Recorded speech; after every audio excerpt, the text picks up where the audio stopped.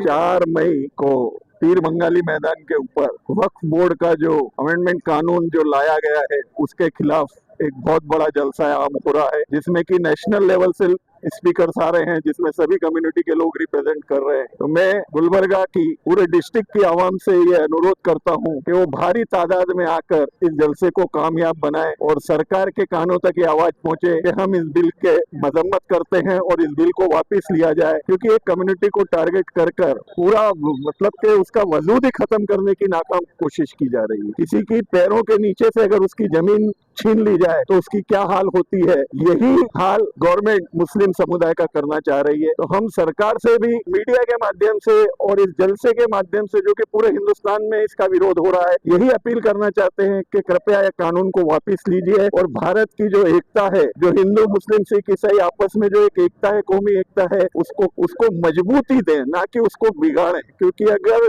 देश की अखंडता नहीं तो खतरे में आ जाएगी। अगर देश की अखंडता को बचाना है तो ये जो सारी कम्युनिटीज हैं, इनके साथ में एक दूसरे का जो भाईचारा है उसको जिंदा रखना बहुत जरूरी है। इन्हीं शब्दों के साथ मैं फिर आवाम से एक बार अपील करता हूं कि भारी तादाद में आकर 4 तारीख को होने वाला जलसा